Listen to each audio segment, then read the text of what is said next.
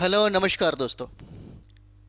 तो जैसा कि हम लोग बात करेंगे घर बैठे, है ना, किसी की ज़रूरत नहीं पड़ेगा यदि हम लोग, है ना, बीपीसी टीचर की तैयारी कर रहे हैं और हमारे पास कोई गाइडलाइन करने वाला नहीं है, हमें कोई बताने वाला नहीं है कि क्या पढ़ना है और क्या छोड़ना है, कौन सा संदर्भ पढ़े और कौन सी सटीक किताबें पढ़े ताकि हमारा सिलेक्शन हो। बहुत ऐसे घर में बैठी हुई वो महिलाएं हैं जिनको कोई बताने वाला नहीं, कोई सपोर्ट करने वाला नहीं। और ये बात भी देखा जाए तो उनके घर में बहुत ऐसी महिलाएं हैं जिनके घर में कोई सपोर्ट भी नहीं करता। हस्बैंड पढ़े लिखे हैं, घर परिवार के लोग पढ़ा लिखा है, लेकिन उनको जो सपोर्ट करना चाहिए, उनको जो सपोर्ट मिलना चाहिए, वह सपोर्ट नहीं मिल पाता है। तो आज ये हमारा वीडियो डेडिकेट होगा उन लोगों के लिए जो घर बैठ कर के तैयारी करना चाहते हैं और एक सीट कॉन्फर्म करना चाहते हैं। यदि यदि आप इस तरीका को अपना लीजिए, है ना, एकदम सटीक किताबें हम बताएंगे, सटीक रणनीति बताएंगे क्या पढ़ना है और क्या छोड़ना है, इन सारे बातों पर चर्चा होगी। यदि हम लोग सही तरीके से इस चीज़ को समझ जाते हैं तो निश्चित निश्चित एक सीट जो है कॉन्फर्म हो जाता है और किसी की ज़रूरत नहीं पड़ेगा। यदि आप एक बार समझने की कोशिश करिए तो बिल्कुल किसी की भी ज़रूरत नहीं पड़ेगा और किताबों की संख्या भी बहुत कम होगी। सटीक किताबें होगी, क्या क्या पढ़ें, चाहे वो पीआरटी के लिए हो जाएगा या चाहे वो टीजीटी के लिए हो जाएगा और चाहे पीजीटी के लिए हो जाएगा। घर बैठने वाले, क्योंकि उनको पटना कहीं जाने का ज़रूरत नहीं पड़ता है। हालांकि अगर देखा जाए तो घर वाले भेजते ही नहीं है, घर वालों को, है ना, वो सपोर्ट नहीं मिल पाता। तो चलिए हम लोग बात करते हैं बीपीएससी टीआरई 4.0 को लेकर के। अभी ये है कि 1.5 लाख से कहीं ज़्यादा वैकेंसी आएगा, तो 1.5 लाख से कहीं ज़्यादा वैकेंसी होगा तो महिलाएं भी इसमें ज़्यादा बढ़ चढ़ कर के हिस्सा लेंगी। और सिर्फ बिहार की ही नहीं बल्कि आउट ऑफ बिहार की भी महिलाएं जो हैं वह चाहती हैं कि यहाँ बिहार में हम टीचर बने। और एक बात और है कि सबसे ज़्यादा संख्या में आप देख रहे होंगे बिहार में ही शिक्षक की नियुक्ति किया जा रहा है, चाहे वह पहला चरण हो, दूसरा चरण हो, तीसरा चरण हो, है ना। री एग्जाम भी हुआ, प्लस में 4.0 में भी एक बहुत बड़ी संख्या आने वाली है वैकेंसी का, है ना। पीआरटी में ये भी कहा जा रहा है कि सबसे ज़्यादा सीट आएगा और पीआरटी में अप्लाई करने वालों की संख्या भी इस बार सबसे ज़्यादा देखने को मिलेगा।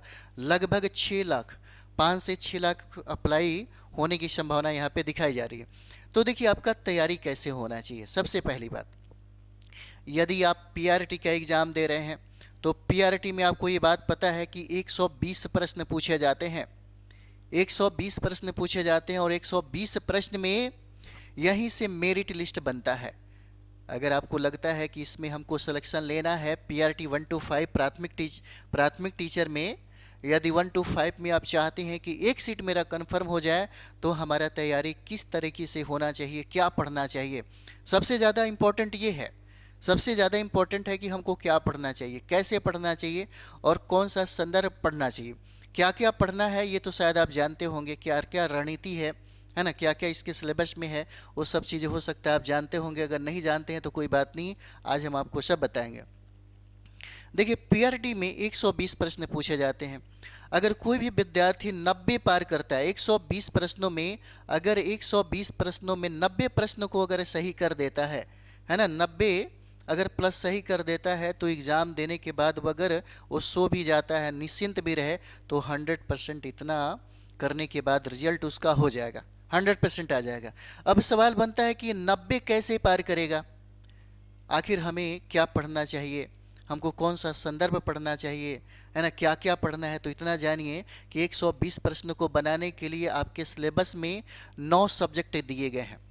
9 सब्जेक्ट हैं जिसमें history, geography, polity, math, reasoning, science, current affairs, EVS, पर्यावरण, है ना, है ना, कुछ मिसलेनियस से भी 1-2 प्रश्न उठा करके दे दिए जाते हैं। और सारे के सारे जो प्रश्न है ना, ये सब एससीईआरटी की किताब से ही पूछा जाता है। सारे के सारे जो प्रश्न है, इतना याद रखिएगा कि अगर पीआरटी की हम तैयारी कर रहे हैं तो 10th लेवल का ही, यानी कि 10वीं लेवल का ही प्रश्न आपसे पूछता है। ऐसा नहीं है कि बहुत ज़्यादा पढ़ने की ज़रूरत है आपको। व्यवहारिक प्रश्न यहाँ पर पूछे जाते हैं और व्यवहारिक प्रश्नों को बनाने के लिए सबसे ज़्यादा ज़रूरी है कि कम से कम हम एससीईआरटी की किताबों को पढ़ें। बिहार सरकार की जो किताबें हैं, बिहार सरकार की किताबें हम इसलिए आपको बोल रहे हैं, SCERT को पढ़िए और SCERT में 6 क्लास से लेकर के 10th क्लास तक पढ़ना है। बहुत ऐसे विद्यार्थी को लग रहा होगा कि 6 क्लास से लेकर के 10th क्लास तक अगर हम पढ़ेंगे, है ना, तो हमको 6 महीना का टाइम लगेगा। अगर आप ये सोचते हैं तो बिल्कुल सही सोचते हैं, लेकिन यदि आपको PRT का एग्ज़ाम देना है तो PRT में लिमिट दिए गए हैं आपके सिलेबस में। यदि आपको इतिहास पढ़ना है तो सारी किताबें नहीं पढ़ना है ना, लेसन 1 से लेकर के लेसन लास्ट तक नहीं पढ़ना है। आपको ये समझना होगा कि हमारे इतिहास में हमें सिलेबस में क्या दिया है PRT के संदर्भ में। तो इंडियन नेशनल मूवमेंट के संदर्भ में ये दिया हुआ है, यहीं से हमको पढ़ना है। और ये SCERT की जो किताबें हमने कहा, SCERT की किताबें आपको पढ़ना है 6 से लेकर के 10th तक। यहीं SCERT की किताबें TGT वालों को भी पढ़ना है, और यहीं SCERT की किताबें जो है या PGT वालों को पढ़ना भी है ना। थोड़ा सा ये है कि यहाँ पे सब्जेक्ट का ग्रोथ जो है ये डिमांड करता है, और PGT वालों को थोड़ा सा ज़्यादा डिमांड करता है ना। सबके बारे में बात करेंगे कि TGT और PGT की तैयारी के संदर्भ में क्या क्या पढ़ना चाहिए। तो देखिए, यदि आप 120 प्रश्नों में, है ना, 120 प्रश्न जो है 9 सब्जेक्ट से पूछे जाते हैं, यदि इसकी तैयारी सही तरीक़ा से करिए। जैसे में कहा जा सकता है यहाँ पे, जैसे प्रतिदिन अगर आपको लगता है तो प्रतिदिन 3 सब्जेक्ट को पढ़िए, जो सबसे ज़्यादा अनिवार्य है, जहाँ से, है ना, एक दिन पढ़ने से तैयारी नहीं होता है ना, एक दिन पढ़ने से ये तैयारी नहीं होगा। जैसे मैथ हो जाएगा, है ना, मैथ की तैयारी करना है और रीजनिंग की तैयारी करना है 1-1 घंटा, और 1 घंटा जो है वह करंट अफेयर्स की तैयारी कर लीजिए। डेली 3 सब्जेक्ट सुबह में उठिए और सुबह में रणनीति बनाइए कि हमको 3 सब्जेक्ट पढ़ लेना है, बाकी आपके पास 10 घंटा का टाइम मिलता है। 10 घंटे के टाइम में आपको 2 सब्जेक्ट पढ़ने हैं, हाफ हाफ जो टाइम है उसको डिवाइड कर लीजिए। या तो हिस्ट्री उठा लीजिए, है ना, हिस्ट्री कर लीजिए, और दूसरा हो जाएगा आपका ज्योग्राफी, है ना, दूसरा ज्योग्राफी कर लीजिए। उसको टाइम टारगेट बांध लीजिए कि हमको टारगेट के अनुसार ही पढ़ना है, 10 दिन में हमको कंप्लीट करना है, ताकि आपको रिवाइज का भी मौका मिले। अगर रिवाइज का मौका मिलता है तो समझिए कि आपका एक सेट कन्फर्म हो जाएगा। तो इसको पढ़ने के लिए आपको उसी तरीके से पढ़ना पड़ेगा, है ना, उसी रणनीति के तहत पढ़ना पड़ेगा। और क्या क्या पढ़ना है ये सबसे ज़्यादा ज़रूरी है। क्या क्या पढ़े और क्या क्या छोड़े, अगर ये समझ जाते हैं तब तो आपके लिए तैयारी करना बहुत ही आसान हो जाएगा, ज़्यादा दिक्कत नहीं हो जाएगा, दिक्कत जो है नहीं होगा। यही समझना बहुत मुश्किल होता है कि हमको क्या पढ़ना है और क्या छोड़ना है ना। ऑलरेडी हमने इस पर एक वीडियो भी बनाया है, आप चाहें तो उसको देख सकते हैं। सारे सब्जेक्ट का, किस सब्जेक्ट से कितने प्रश्न पूछे जाते हैं, किस सब्जेक्ट में कौन कौन सा टॉपिक महत्वपूर्ण है, वो सारा चीज़ें ऑलरेडी हम बना चुके हैं। अगर आप उसका अध्ययन करेंगे तो उसमें आपको बहुत ज़्यादा बेनिफिट होगा।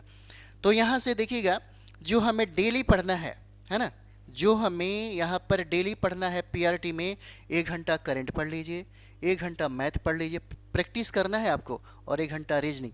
यानी कि 3 जो सब्जेक्ट हमने आपको बताया, यह 3 सब्जेक्ट का रिवीजन जो है, प्रैक्टिस जो है, ये आपके एग्ज़ाम तक चलना चाहिए। जिस दिन आपका एग्ज़ाम होगा वो दिन तक चलना चाहिए, है ना। PRT में बहुत आसानी से इसको प्राप्त किया जा सकता है, कोई बड़ी बात नहीं है यहाँ पे, है ना। उसके बाद जो आपका सब्जेक्ट है, जो दिन भर टाइम आपका जो मिलता है, उसमें 2 सब्जेक्ट को पढ़िए, और SCERT की किताबें पढ़िए, बिहार सरकार की किताबें। बिहार सरकार की किताबों के साथ साथ आप चाहें, आपको लगता है कि और कोई किताब ऐड कर देना चाहिए, तो NCERT का किताब पढ़िए। NCERT और SCERT पढ़ते हैं तो आपको यहाँ से 100 यानी कि 120 में 100% आप 90 पार कर जाइएगा। रहा सवाल प्रैक्टिस सेट की, प्रैक्टिस सेट कौन बनाया जाए, तो इसके लिए प्रैक्टिस सेट जो है वह प्रैक्टिस सेट हो जाएगा घटना चक्र का, है ना। घटना चक्र का पूर्वावलोकन ले लीजिएगा, पूर्वावलोकन। अगर पूर्वावलोकन आप कर लेते हैं तो आपकी तैयारी संपूर्ण हो जाएगी। बस इतना ही से, है ना, इतना ही से आपकी तैयारी जो है संपूर्ण हो जाएगी, और 100% जो है वह PRT में एक सेट को आप कन्फर्म कर लेंगे। ये कोई बड़ी बात नहीं है, बस चीज़ों को समझने की ज़रूरत है। अगर समझ गए तो आपके लिए आसान होगा, नहीं समझेंगे तो फिर आप भटकते रहेंगे, है ना। इसलिए कोई ना कोई होता है जो जीवन में रास्ता बताए, अगर रास्ता बताने वाला ना मिलता है तो फिर इंसान को ज़िंदगी भर भटकना पड़ता है। और यही वजह है कि अगर कोई आपको मूवमेंट कर रहा है, यदि आपको कोई सपोर्ट कर रहा है, यदि आपको टीच कर रहा है, या यदि हो सकता है कि आपको कोई गाइड कर रहा है, तो उसके दिशा में, उसके दिशा निर्देश में काम करिए, आपका रिजल्ट 100% हो जाएगा। बहुत बड़ी बात नहीं है, बहुत ईजिली तरीके से, बस ये जानना ज़्यादा ज़रूरी है कि हमको पढ़ना क्या है और छोड़ना क्या है। अगर ये चीज़ें हम समझ जाएँ तो फिर हमारे लिए तैयारी करना बहुत ही आसान हो जाएगा। कोई बड़ी बात नहीं है किसी भी सब्जेक्ट में। पीआरटी में देखिए, अब बहुत ऐसे विद्यार्थी जो हैं 1 नंबर, 2 नंबर, 3 नंबर से छट जाते हैं। क्यों छट जाते हैं? क्योंकि हो सकता है कि उन्होंने अपना सिलेबस को सही तरीके से स्टडी नहीं किया हो सकता है कि उन्होंने जो प्रश्न पूछा गया है आपके पीआरटी में जो प्रश्न पूछा गया है, उन प्रश्नों को एक बार, सारे प्रश्नों को इकट्ठा करिए और उसका स्टडी करिए, तब आपको समझ में आएगा कि ये प्रश्न कहाँ से पूछे जाते हैं, कितने प्रश्न पूछे जाते हैं और हमें किस टॉपिक के सबसे ज़्यादा फोकस करना है। यदि आप समझ जाते हैं तो आपके लिए तैयारी करना आसान और साथ ही साथ आपका रिजल्ट जो है वह कन्फर्म हो जाता है। ये तरीका होता है तैयारी करने का। ऐसा नहीं कि कहीं से भी स्टार्ट कर दिए। बहुत ऐसे विद्यार्थी हैं जिनको लगता है कि एमसीक्यू से स्टार्ट करते हैं, प्रैक्टिस सेट से स्टार्ट करते हैं। प्रैक्टिस सेट, ये बात की बात है। अगर आपको लगता है कि हमको प्रैक्टिस सेट से ही तैयारी कर लेंगे तो कभी तैयारी नहीं होता है प्रैक्टिस सेट से। हाँ, जिनका बैकग्राउंड बहुत ही अच्छा है, जैसे अगर 10वीं क्लास तक के कोई ऐसे बहुत ऐसे हमारे यहाँ जुड़े हुए वैसे टीचर भी हैं जो प्राइवेट में इंस्टीट्यूट चलाते हैं, अपना कोचिंग चलाते हैं, 8वां 9वां 10वां को पढ़ाते हैं, तो उनके लिए कोई बड़ी बात नहीं है, उनका तैयारी ऑलरेडी है। क्योंकि लेवल आपका पीआरटी में कितना मांगता है? 10वीं क्लास तक। अगर 10वीं क्लास तक कोई विद्यार्थी है जो पढ़ा रहा है, उसका तैयारी एकदम कंप्लीट है, उसको सिर्फ एमसीक्यू लगाने की ज़रूरत है, क्योंकि उसने अपने सिलेबस को कवर किया है, समाप्त किया है। अगर कोई व्यक्ति सिलेबस को कंप्लीट नहीं किया है, अगर वो चाहेगा कि हम एमसीक्यू के माध्यम से, पीवाईक्यू के माध्यम से हम स्कोर को ज़्यादा बढ़ा ले, तो कभी नहीं होगा। ताकि अगर हम लोग बात करें तो प्रत्येक एमसीक्यू को उस विद्यार्थी को रटना होगा, अगर उसने सिलेबस को कंप्लीट नहीं किया है तो। अगर उसने टॉपिक और उसने सब्जेक्ट को अगर कंप्लीट नहीं किया है तो प्रत्येक एमसीक्यू का आंसर जो है रटना होगा, और इससे तैयारी नहीं होता है। क्योंकि आप देखते हैं बीपीएससी के द्वारा हमेशा चैलेंजिंग प्रश्न पूछा जाता है। तो चैलेंजिंग प्रश्न अगर पूछ दे आपसे, है ना, अगर चैलेंजिंग प्रश्न पूछ दे बीपीएससी, तो फिर आपसे प्रश्न नहीं बनेगा। तब बनेगा जब आप सिलेबस कंप्लीट किए रहेंगे। और वो सिलेबस कहाँ से कंप्लीट करना है? तो एससीईआरटी की किताब से पढ़ना है, एनसीईआरटी की किताब से पढ़ना है, तभी आपका तैयारी अच्छा होगा। ये नहीं कि किसी का गाइड रट रहे हैं, किसी का गाइड बार बार पढ़ रहे हैं। बहुत ऐसे विद्यार्थी हैं जो सार संग्रह को रटते रहते हैं। सार संग्रह से एक लिमिटेशन में प्रश्न पूछा जाता है, इतना बता देते हैं। जैसे बहुत ऐसे विद्यार्थी हैं, हिस्ट्री और ज्योग्राफी की बात करें, है ना, हिस्ट्री, ज्योग्राफी, पॉलिटी और साइंस वगैरह। जैसे हिस्ट्री की बात करें तो हिस्ट्री में कहाँ से प्रश्न पूछे जाते हैं? हिस्ट्री से प्रश्न पूछता है इंडियन नेशनल मूवमेंट से। इंडियन नेशनल मूवमेंट, भारतीय राष्ट्रीय आंदोलन, और भारतीय राष्ट्रीय आंदोलन के संदर्भ में अगर देखा जाए तो सिर्फ एनसीईआरटी से, है ना, सिर्फ एनसीईआरटी से जो सार संग्रह है, इससे काम नहीं चलेगा। क्योंकि अधिकतर प्रश्न जो है बिहार के संदर्भ में पूछता है। अगर आप बिहार के संदर्भ में प्रश्न को नहीं बना पाएंगे तो आपको बनाना कहाँ पढ़ना पड़ेगा? तो एससीईआरटी की किताबें पढ़ना होगा। एससीईआरटी किताबें में बिहार के संदर्भ में वो सारी चीज़ें दिया हुआ है जो बीपीएससी बार बार आपसे पूछता है।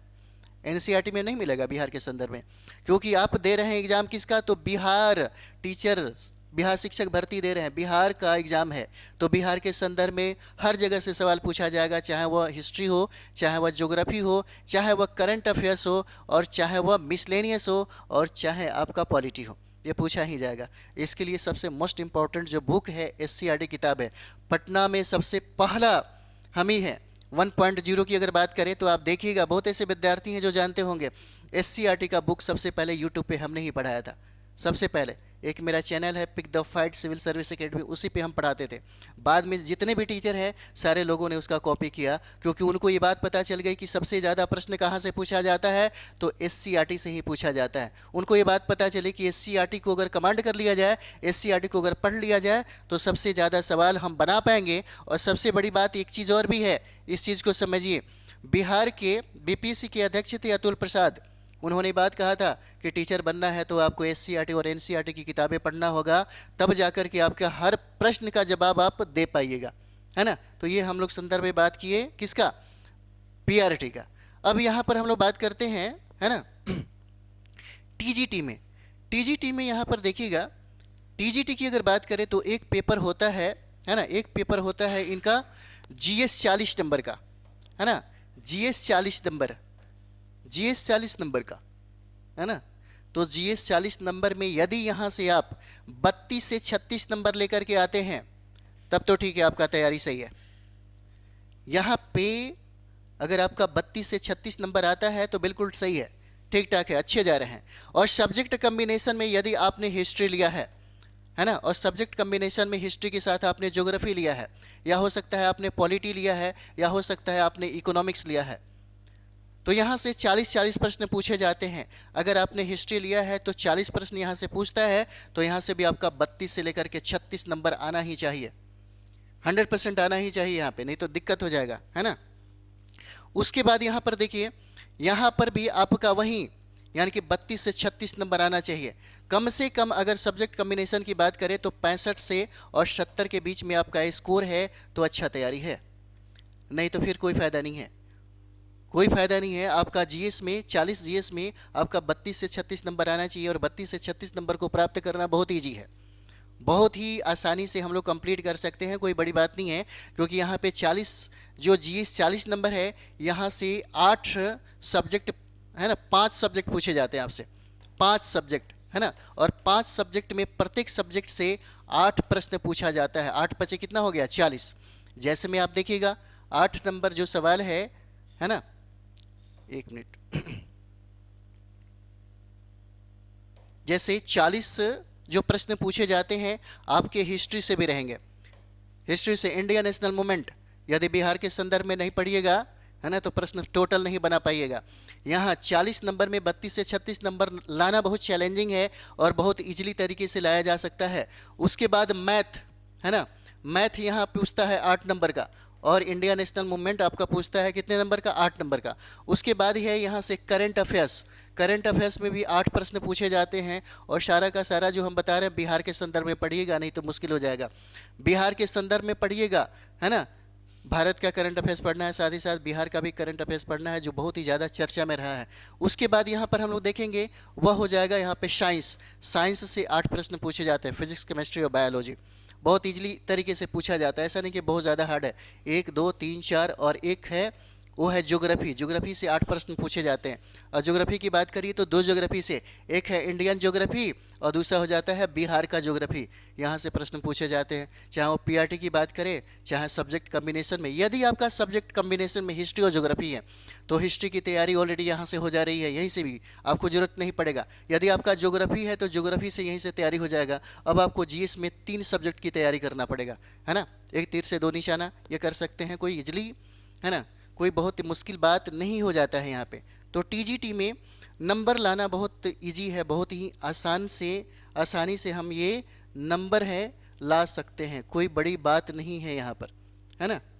जैसे अब अगर पूछा जाए कि हमको यहाँ पे 65 और 70 नंबर लाना है ना, टीजीटी में अगर हमको 65 से लेकर के 70 नंबर लाना है तो कैसे होगा, है ना, कैसे होगा। तो यहाँ पर देखिए यहाँ पर हम लोग देखते हैं कैसे होगा ये। सबसे पहले संदर्भ ज़्यादा जरूरी है, संदर्भ है ना। और संदर्भ को जानने से पहले ये ज़्यादा ज़रूरी है कि हमारे सिलेबस में टीजीटी में, यानी कि अगर इतिहास हमने लिया है सब्जेक्ट कम्बिनेशन में और ज्योग्राफी लिया है या पॉलिटी लिया है, तो हमारे सिलेबस में क्या क्या है, क्या क्या पढ़ना है, हमारे सिलेबस में क्या क्या दिया है पढ़ने के लिए।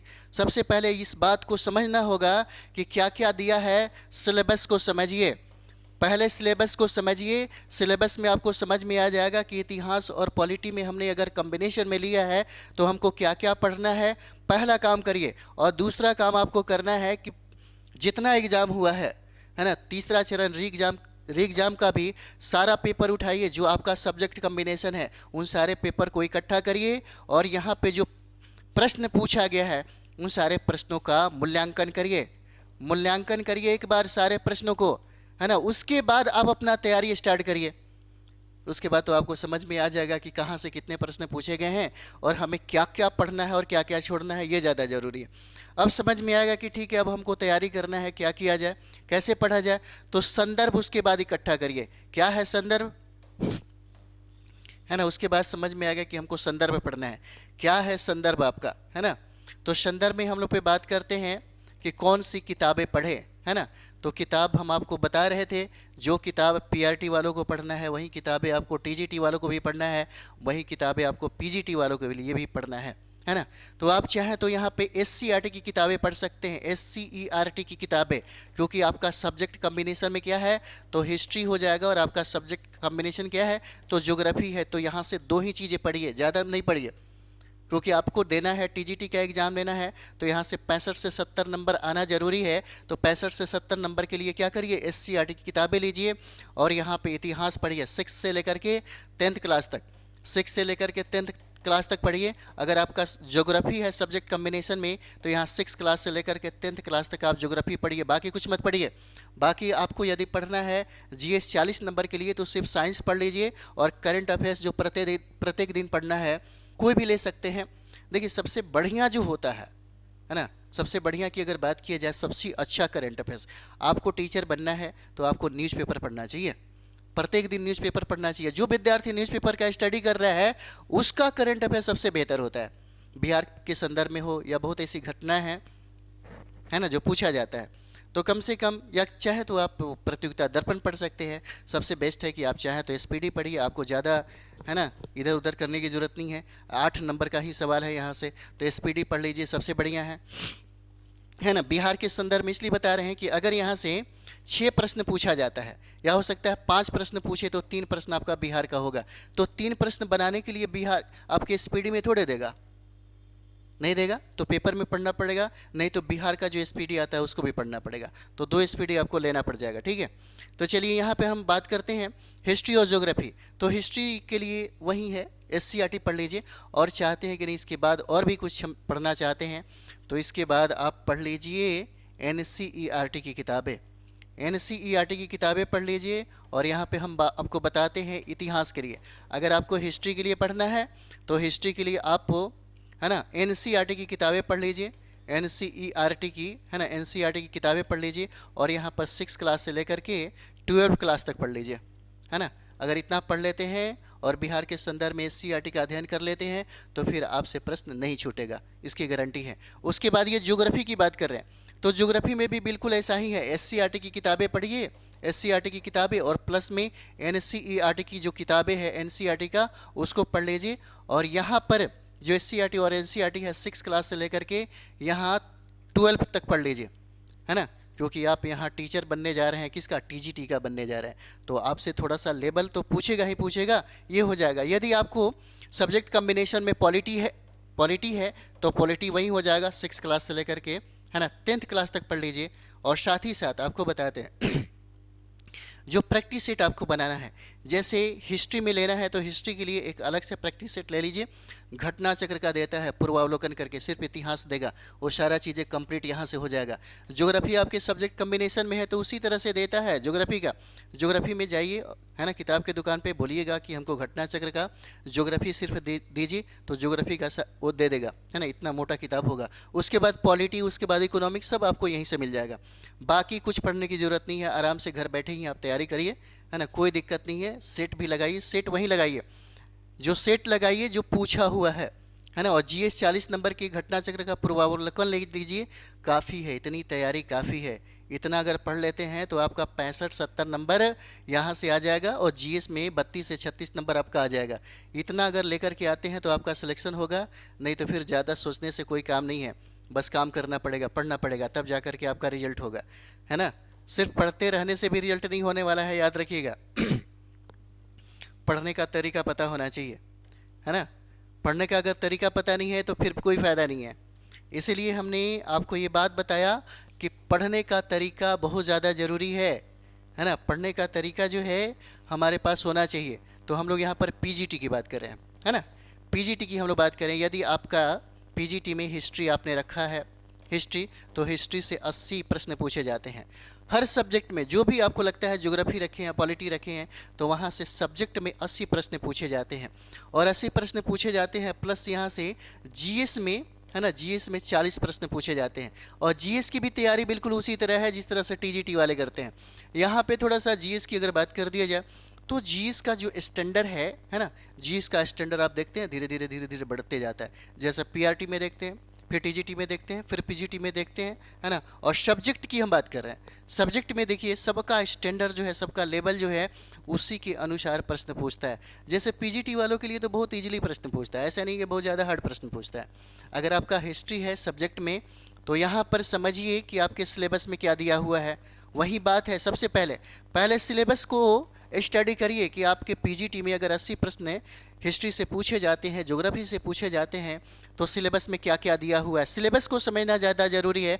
उसके बाद जो प्रश्न पूछा गया है 1 2 3 री एग्जाम में जो एग्ज़ाम हुआ है उसमें जितने भी प्रश्न पूछे गए हैं उन सारे प्रश्नों को, जिस सब्जेक्ट से आप हैं उन सारे प्रश्नों को इकट्ठा करिए और इकट्ठा करने के बाद उसका स्टडी करिए। अब आपको समझ में आएगा कि हमको कहाँ से पढ़ना है और कहाँ से तैयारी करना है ना। अब समझ में आएगा, तब जाकर के हमको ये समझ में आता है अच्छा हमको यहाँ से ये किताबें पढ़नी चाहिए। कौन कौन किताबें पढ़नी चाहिए, तो इसके लिए भी हम आपको बताते SCERT की किताबें पढ़िए, है ना, और प्लस NCERT की किताबें पढ़ लीजिए, NCERT किताबें।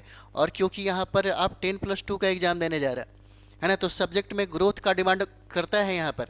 तो यहाँ पर एक चीज़ और भी है, अगर हिस्ट्री की बात करें तो यहाँ पे एंशियंट इंडिया से प्रश्न पूछा जाता है, मेडिवल इंडिया से प्रश्न पूछा जाता है, मॉडर्न इंडिया से प्रश्न पूछा जाता है, और आपका वर्ल्ड, है ना, विश्व के इतिहास से प्रश्न पूछा जाता है। एक्स्ट्रा ये चौथा जो पेपर है आपका विश्व का इतिहास, यहाँ से प्रश्न पूछता है। तो NCERT में ही एक और पेपर आप लीजिएगा विश्व का इतिहास। उसके बाद यहाँ पर एक और भी चीज़ें ले सकते हैं, है ना, वो हो जाएगा बिपिन चंद्रा का। आप चाहें तो बिपिन चंद्रा का जो किताब है ना, स्वतंत्रता संघर्ष, उसको ले सकते हैं, ठीक है। और सबसे बेस्ट जो है यहाँ पर घटना चक्र का इतिहास का पूर्वावलोकन आप ले सकते हैं। घटना चक्र का पूर्वावलोकन जो है ना, घटना चक्र का पूर्वावलोकन ले सकते हैं। इससे आपकी संपूर्ण तैयारी हो जाती है, इससे आपकी संपूर्ण तैयारी हो जाती है। और यहाँ पर देखिए जब हम विश्व का इतिहास पढ़ते हैं तो विश्व के इतिहास में उदाहरण बहुत सारा है, चाहे वो SCERT की बात हो या NCERT की बात हो, उदाहरण को छोड़िएगा नहीं। जितने भी प्रश्न जब आप टॉपिक समाप्त करते हैं तो टॉपिक समाप्त करने के बाद कुछ प्रश्न का, है ना, यहाँ पर उदाहरण दिए हुए रहते हैं, है ना। बहुत प्रश्न है, प्रत्येक टॉपिक पढ़ते हैं तो प्रत्येक टॉपिक के लास्ट में प्रश्न दिया रहता है और पता चलता है कि BPSC ने उसी प्रश्न को कॉपी किया और पेस्ट कर दिया आपके एग्जाम में। इसीलिए सारे प्रश्नों को बनाइएगा NCERT और SCERT में, फिर आपसे प्रश्न जो है वह छूटेगा नहीं। और GS 40 नंबर की जो बात है, GS 40 नंबर में भी आपको 32 से 36 नंबर लाना ही होगा। और 32 से 36 नंबर लाना यहाँ भी बहुत ही ज़्यादा ईजी है, बहुत ही ज़्यादा आसान है। ऐसा नहीं है कि बहुत सारा चीज़ें पढ़ना है, यहाँ भी आपको 5 सब्जेक्ट पढ़ने हैं, है ना, और यहाँ पे आपको एक ही सब्जेक्ट पढ़ना है। लेकिन इस सब्जेक्ट को पढ़ने के बाद एक जो आपका इतिहास है वो कंप्लीट हो जाएगा। तो यहाँ पे आपको इतिहास में ज़्यादा वर्क नहीं करना है क्योंकि ऑलरेडी आप यहाँ पे वर्क कर रहे हैं। तब यहाँ पर जाकर के आपको 4 सब्जेक्ट पे फोकस करना होगा और 4 सब्जेक्ट की तैयारी आपका SCERT से और NCERT से हो जाता है। रहा सवाल मैथ का, तो मैथ को प्रैक्टिस करना पड़ेगा 9th और 10th का। अगर आप चाहते हैं साइंस का बेहतर तैयारी कर सके तो 9th और 10th का जो NCERT का किताब है उसको पढ़िए, आपकी तैयारी हो जाएगी, है ना, उसकी तैयारी जो है आपको हो जाएगा। कोई बड़ी बात नहीं है किसी भी चीज़ को कंप्लीट करने के लिए, चाहे वो PRT की बात हो, TGT और PGT की बात है। बहुत सारे प्रश्न हैं जो बहुत गहराई से नहीं पूछे जाते हैं। अगर गहराई से प्रश्न पूछता तो शायद बहुत सारे संदर्भ की जरूरत पड़ती। अब हम लोग एक बात करते हैं, बहुत अच्छी बात बता रहे हैं आपको, बहुत अच्छी बात बता रहे हैं। खास करके हम उन महिलाओं के बारे में बताना चाह रहे हैं जो घर पर बैठ करके वो चाहती हैं एक बार में हम कंप्लीट करें, है ना, अगली बार के लिए मौका वो देना नहीं चाहती हैं और यही उनका अंतिम लक्ष्य रहेगा, उनका अंतिम टारगेट रहेगा। तो पढ़ने का तरीका समझ जाइए, है ना, आप पढ़ने का तरीका समझिए, आप लोग कर पाएंगे, है ना। आप लोग बहुत ही मेहनती हैं, बहुत ही ज़्यादा हार्ड वर्कर हैं, आप लोगों से हो जाएगा, ठीक है। यानी कि सारे लोग जो पढ़ने वाले हैं, है ना, थोड़ा सा तरीका समझिए। अगर तरीका को समझ जाते हैं तो निश्चित तौर पे गारंटी है कि आप कंप्लीट कर जाएंगे। कोई बड़ी बात नहीं है इसमें। देखिए पढ़ने का तरीका होता है, खास करके हमारे अकॉर्डिंग जो है हम लोग जो तैयारी करते हैं, हम लोग अपने विद्यार्थी को जो करवाते हैं वो चीज़ें हम आपको बताने जा रहे हैं अभी। देखिए सबसे पहला अगर हम लोग बात करें यहाँ पे तो चीज़ों को समझिए। अगर सिर्फ, है ना, अगर सिर्फ देखा जाए तो कुछ ऐसे विद्यार्थी हैं जो किताबों को सिर्फ पढ़ना जानते हैं, सिर्फ पढ़ना। हमने कहा था कि आपको क्या करना है, किताब पढ़ना है। ठीक, आपने समझ गया कि ठीक है हमको पीआरटी के लिए एससीईआरटी किताबें पढ़ना है, पूर्वालोकन जो है घटना चक्र का उसको बनाना है, आप ये समझ गए। तो आप क्या करते हैं कि चुपचाप आप अपने रूम में, है ना, कुर्सी टेबल पे बैठते हैं और किताबों का अध्ययन करते हैं। आप सिर्फ पढ़ते हैं। पढ़ने से जानते हैं आपको कितना फ़ायदा होगा? ज़्यादा से ज़्यादा 5 से 6% ही आपको फ़ायदा होता है। कोई ऐसा विद्यार्थी होगा आपके जीवन में, कुछ ऐसा मित्र आपका होगा जो क्या करता है, यहाँ पर देखिए, वो क्या करेगा, पढ़ेगा। सबसे पहले पढ़ेगा और पढ़ने के बाद वह लिखना स्टार्ट कर देगा। और लिखता एक बार नहीं है, वो बार बार लिखता है ना, वह बार बार कंटेंट को लिखता है। इसका मतलब ये है कि वह जब पढ़ रहा है तो इन्फॉर्मेशन को कलेक्ट कर रहा है। कैसा इन्फॉर्मेशन?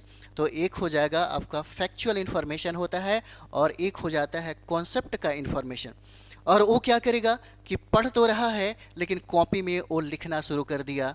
ठीक है, और जैसे ही वो लिखना शुरू करता है वो बार बार चीज़ों को पढ़ता है, बार बार चीज़ों को लिखता है, बार बार चीज़ों को प्रैक्टिस करता है। पढ़ करके लिखने से और बार बार प्रैक्टिस करने से आपको, है ना, 60 से, यहाँ पे देखिए लगभग 70 से कहें तो, यहाँ पे आप देखिए 60 से 70% आपकी जो तैयारी है ना, 60 से 70% तैयारी हो जाती है। बताइए, सिर्फ पढ़ने से 5 से 6% ही तैयारी होती है। लेकिन यदि आप प्रैक्टिस कर रहे हैं, बार बार प्रैक्टिस कर रहे हैं, तो आपका तैयारी कितना होता है? 60 से 70% होता है। और यही वजह है, क्रिकेट खेलने वाले तो बहुत है, लेकिन क्रिकेट की दुनिया में भगवान कहे जाने वाले सिर्फ एक ही व्यक्ति हैं, वो है सचिन तेंदुलकर। और सचिन तेंदुलकर को अगर कोई भगवान कहता है क्रिकेट की दुनिया में, क्रिकेट के जगत में, तो संघर्ष देखिए, वो बंदा सबसे ज़्यादा प्रैक्टिस किया था, है ना, दिन और रात सबसे ज़्यादा प्रैक्टिस किया था, तब वो संघर्ष उस इंसान को कामयाब बनाया और क्रिकेट की दुनिया का वो बादशाह बना और भगवान बना। तो यहाँ पर हम प्रैक्टिस जब करते हैं तो 60 से 70% तैयारी हमारा हो जाता है। लेकिन हम पढ़ते हैं तो पढ़ने वाले विद्यार्थी को नींद भी बहुत ज़्यादा लगता है। और पढ़ने वाला विद्यार्थी सिर्फ अगर पढ़ाई करे तो दिमाग में बड़ा रंगीन रंगीन ख्याल और दिमाग इधर उधर भटकने लगता है। लेकिन जब बारी लिखने की आती है तो इसमें दिमाग इधर उधर नहीं भटकता। जब तक आप एकाग्र नहीं होते हैं आप कंप्लीट नहीं कर पाते हैं। उसके बाद यहाँ पर देखेंगे 90 से 100% तैयारी उनका होता है, 90 से 100% तैयारी उनका होता है जो प्रैक्टिस करते हैं। प्रैक्टिस, है ना, प्रैक्टिस के साथ साथ पता है क्या है, वो पढ़ाई भी करते हैं और प्रैक्टिस भी करते हैं। प्लस चीज़ों को समझिए, यहाँ पे वो पढ़ाई भी करते हैं, यानी कि पढ़ते भी हैं और प्लस में लिखते भी हैं बार बार, और लिख करके वो बार बार प्रैक्टिस भी करते हैं। और प्रैक्टिस करने के बाद हो सकता है कि उनके घर परिवार में कोई भाई बंधु हो, है ना, भाई भतीजा हो, तो उनको पढ़ाने की कोशिश करते हैं, है ना, वो पढ़ाते हैं। पढ़ाना इतना आसान काम नहीं होता। आपको पढ़ाना है, आप टीचर बनिएगा तो आप पढ़ाने जाइएगा, है ना, पढ़ाने जाइएगा तो पढ़ाने के लिए सबसे पहला आपको पढ़ना पड़ेगा। और पढ़ने के बाद बार बार कंटेंट को, इन्फॉर्मेशन को प्रैक्टिस करना पड़ेगा। और प्रैक्टिस करने के बाद तब ये टैलेंट आपके अंदर आएगी कि हम पढ़ा सकते हैं। और कोई मित्र है, कोई आपका साथी संगी है, उसको बोलिए कि हम तुमको इंडिया नेशनल मूवमेंट आज पढ़ाएंगे, है ना, गांधी युग पढ़ाएंगे, प्रथम चरण पढ़ाएंगे, द्वितीय चरण पढ़ाएंगे, है ना, कांग्रेस का अधिवेशन हुआ, कहाँ कहाँ हुआ, कौन कौन इंपॉर्टेंट अधिवेशन है, क्या विशेषता है, ये सारा चीज़ बताएंगे, है ना। साइंस पढ़ाएंगे, है ना, साइंस में हम आपको सेल पढ़ाएंगे, ठीक है, रिप्रोडक्शन पढ़ाएंगे, ठीक है, श्वसन तंत्र पढ़ाएंगे, प्रजनन तंत्र पढ़ाएंगे, विटामिन पढ़ाएंगे, है ना, बहुत सारे डिजीज है ना, बैक्टीरियल डिजीज हो जाएगा, वायरस डिजीज हो जाएगा, है ना, अनुवांशिक डिजीज हो जाता है। इन सारे चीज़ों को हम पढ़ाएंगे। अगर ये मेरिट आपने कंप्लीट कर लिया, इतना ही टाइम लगता है। जो लोग पढ़ने में, सिर्फ पढ़ने से 5 से 6% फ़ायदा हो रहा है और प्रैक्टिस करने से 60 से 70% फ़ायदा हो रहा है, और पढ़ने के साथ साथ प्रैक्टिस करना, और प्रैक्टिस करने के साथ साथ यदि आप पढ़ाते हैं तो आपका 90 से 100% तैयारी होता है। अब आपको क्या लगता है, कोई है जो 3 महीने के अंदर में तैयारी इस तरीके से करे? तो 3 महीने में अगर इस तरह से तैयारी करता है तो उसका गारंटेड एक सीट कन्फर्म होगा। ये होता है तैयारी करने का तरीका, है ना। और इसी को हम लोग बोलते हैं स्मार्ट स्टडी। इसी को क्या बोला जाता है, स्मार्ट स्टडी बोला जाता है। इस तरीके से अगर आप करते हैं तो सब्जेक्ट के साथ आप संतुलन बना लेते हैं और साथ ही साथ आपके सब्जेक्ट पर पकड़ बन जाती है। जैसे ही पकड़ बन जाएगा, लेबल आ जाएगा, तो बीपीएससी छाटेगा नहीं, 3.0 में क्या कहा था कि हमने 21,000 कुछ पदों को ऐसे ही छोड़ दिया। क्यों? क्योंकि हमको योग्य विद्यार्थी मिला ही नहीं। तो आपकी योग्यता जो है, आपका जो लेवल है, इस तरीके के पढ़ने से, है ना, हो जाएगा, कोई बड़ी बात नहीं है। ठीक है, तो चलिए हम लोग मिलते हैं नेक्स्ट वीडियो में। आप लोग बढ़िया तरीके से पढ़ाई करिए। थैंक यू वेरी मच आप सभी लोगों को।